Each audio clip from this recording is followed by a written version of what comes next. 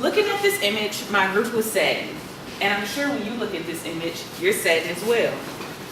What touched our hearts the most is realizing how we take life for granted. Along with this little girl, many children will never know what it's like to graduate from high school, college, or even raise a family. Because on April 19, 1995, the Oklahoma explosion occurred outside the Alfred P. Murray Federal Building in Oklahoma City. The explosion left 168 people dead and hundreds more injured. The list of deceased included 19 young children who were in the building's daycare center at the time of the blast.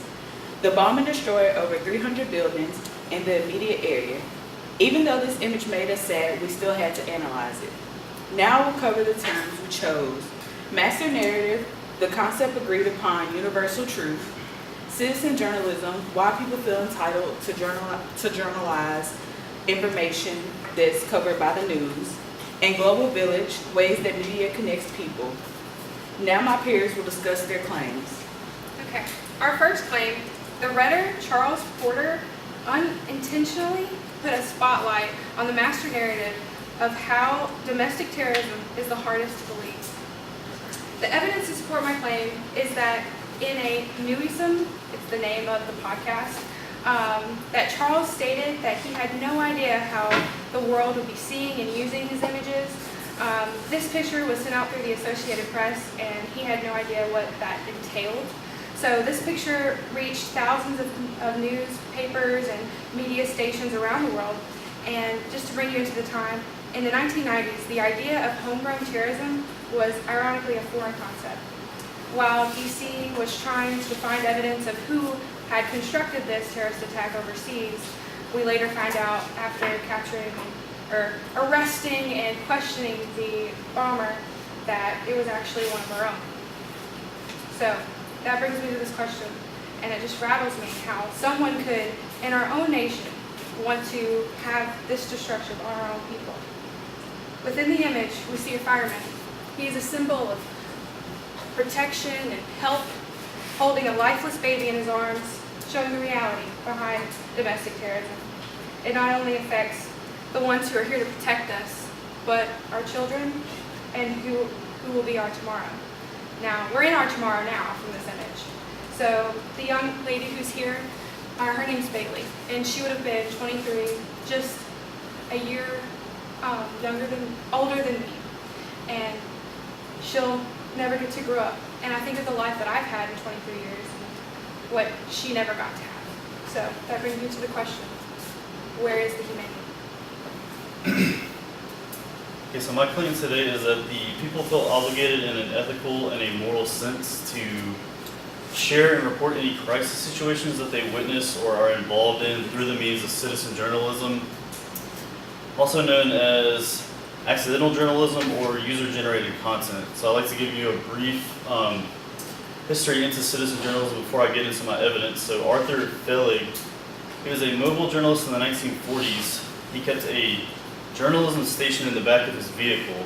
So basically he drove around and would follow the police scanners, and he would often get to crime scenes before the police officers to report on it. That got him the nickname Ouija, as in like the Ouija board. And so he was the proto-social media journalist, right? He set the trend for cutting the corners of production, not waiting at the office. He's on the scene, skipping the production meetings to push on-site news to the public faster. And so Sturgeon Cartwright asserted that the Ouija effect, named after Ouija, is ubiquitous today as major news outlets all across the country routinely solicit videos and images from civilians of crisis moments. Now, people share these moments because they feel compelled to show everyone the truthful, unedited footage of what's occurring in these crisis situations, right? And so Charles Porter, the photographer, he felt compelled when he felt the shockwaves hit all of downtown Oklahoma City that day. So at the time he was actually working as a credit officer at a nearby bank. And he was on the side, he was a freelance photographer. So when he felt the bomb shake the city, he ran to his car, grabbed his camera, sprinted down to the bomb site, and started shooting photos, right? And so in an interview with SouthFlorida.com, I saw Porter, the photographer, documents that he raced a roll of film from his shot to a local Walmart to be processed.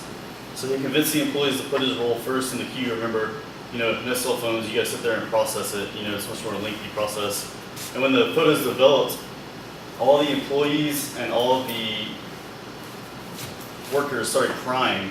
So he realized at this point how powerful, the compassion, the tenderness. You see the look on the firefighter's face. He's this complete compassion. You see he took his gloves off to give a tender, gentle touch to the baby. And Porter said that this photo illustrates who humans are instinctively to one another when confronted with such horror. So I ask you, in the light of such horror, where is the humanity?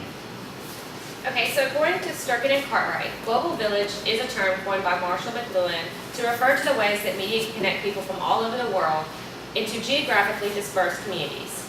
This concept puts a positive spin on globalization by linking everyone in the world and where distance and isolation are reduced. This picture was taken before the age of cell phones and instant cameras, but as soon as Charles Porter got it developed at his local Walmart, he submitted it to the Associated Press. It spread like wildfire, plastered across newspapers, magazine covers, and television news stations all across the world. The photo that received a Pulitzer Prize and British Picture Editors Award took people to the heart of what happened that day. The image became a focal point for everyone around the world trying to make sense of the bombing and understand the horror of that day. According to the Associated Press, the image touched so many around the globe that more than 2,000 condolence letters were sent to the baby's mother from as far away as England, Australia, and Guam. This iconic image touched a chord not only throughout the nation, but throughout the world. It became the face of the emotion and tragedy of the disaster by capturing one of America's most dramatic tragedies of that decade. And as I hand it over to James for the conclusion, keep in mind the question, where is the humanity? So we've been asking you the same question, but I'm going to ask you another question. So why this picture? Why a picture? Why this exact moment? Why, where is the humanity? That's the question we've been asking you. Well, I feel like we can all sum it up with just one answer. The humanity is the feeling we get from this picture. The connection between the firefighter and the child in this moment. The feelings that we have, that we notice, we develop a community among each other. We all develop a master narrative together. And we all feel a certain way about this, that we're just like, this isn't right. This is something bad. It's these feelings, the evocation of your passion towards this, that really pushes you to feel for this picture. Now, I want y'all to remember that this picture, this is the humanity.